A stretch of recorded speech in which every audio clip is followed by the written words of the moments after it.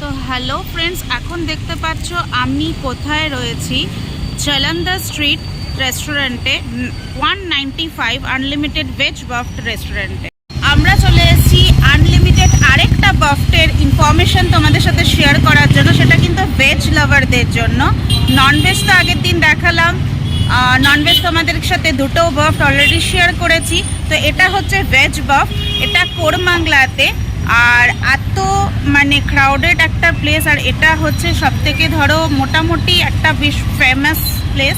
তো এখানে 195-এ ভেজ, তো সেটাই দেখার কি কি আছে চলো তোমাদের সাথেও শেয়ার করছি ভেতর দিকে যে। তো তোমরা দেখতেই পাচ্ছ আমরা দুটো কুপন কালেক্ট করে নিয়েছি, আর কি কি এখানে মেনু আছে পুরো ডিটেলসে দেওয়া আছে। কিছু মাঝে মাঝে ভেজেস কিছু আইটেম চেঞ্জেস হয়। তো আমরা ওপরের দিকে উঠে যাচ্ছি। তো ওখানে কি অ্যাম্বিয়েন্সটা একটু তোমাদের দেখানোর অবশ্যই চেষ্টা করব। আর আমরা এদিকে ভেতরে গিয়ে অন্য কোনো জায়গাতে না তাকিয়ে আগে প্লেট, জল আর স্পুন নিয়ে রেডি হয়ে গেছি।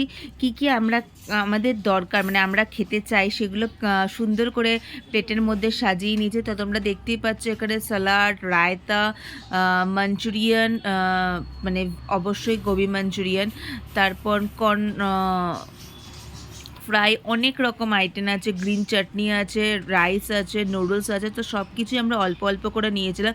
মেন আকর্ষণ যেটা আমাদের ছিল মানে আমার ছিল সেটা হচ্ছে ফুচকা। ফুচকা মানে বাঙালিদের, মানে বাঙালি বললে ভুল হয়ে যাবে, মেয়েদের একটা উইক পয়েন্ট। কিন্তু দেখে যতটা আমি এক্সাইটেড হয়ে গেছিলাম, কিন্তু বিশ্বাস করো খেতে কিন্তু একটু ওরকম সেরকম ভালো হয়নি। দই ফুচকা বা দহি ভাল্লে যেটা ছিল তা ওটা ঠিক আছে, বাট চলার মতন, খুব একটা ভালো না। তো আমি খুব সাজিয়ে গুছিয়ে নিয়ে নিয়েছি।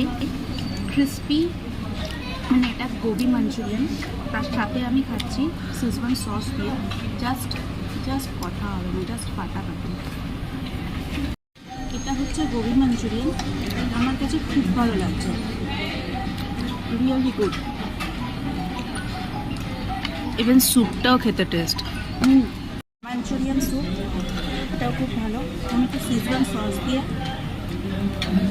এটা দিয়ে ভরিয়ে খাবো, এটা মুখের ভেতর চালান করে দেবো।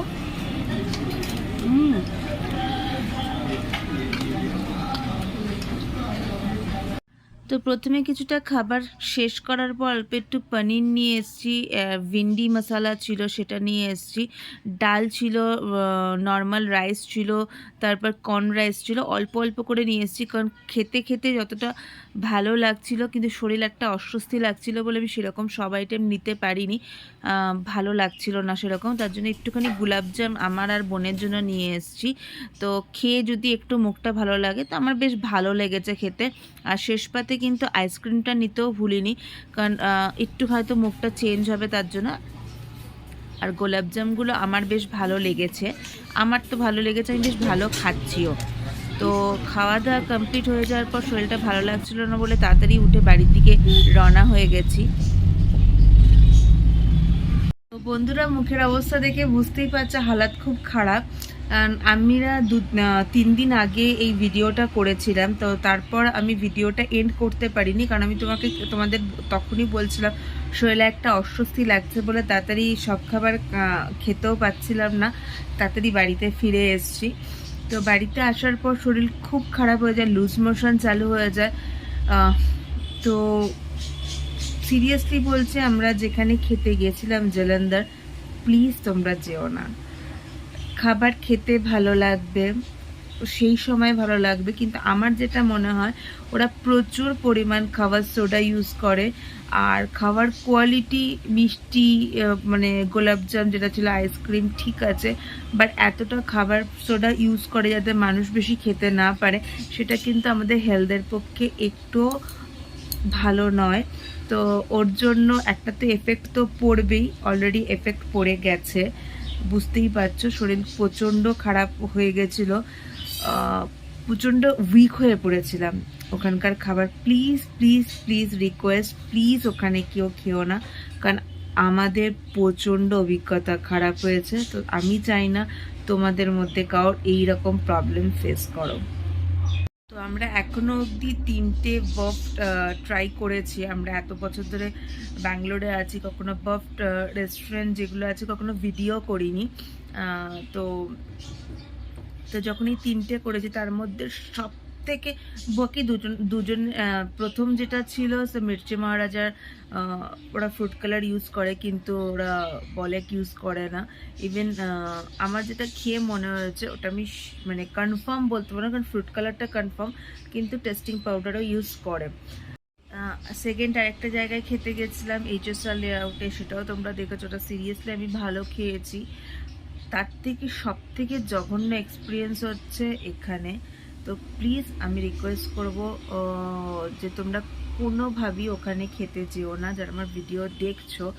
তো যদিও যাও নিজের রিক্সে যেও, কারণ আমি অনেকে দেখেছিলাম যে ইনস্টাগ্রামে দেখেছিলাম ভালো রিভিউ দিচ্ছে।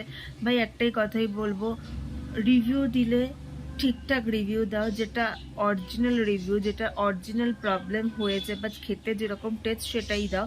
তো তোমরা যেরকমভাবে ফুড ব্লগ যারা করো তারা দেখাও, খুব ভালো খুব ভালো, কিন্তু যারা এক্সপিরিয়েন্স করতে যায়, তো আমি যে রিভিউগুলো তারপরে দেখেছি একটুও ভালো নয়।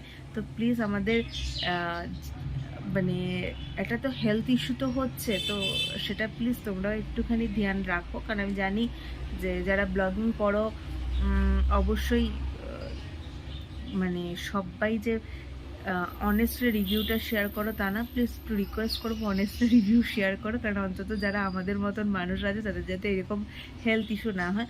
তো ওখানে প্রচণ্ড খাবার সোডা ইউজ করে, তো যার জন্য হেলথ ইস্যুগুলো হয়।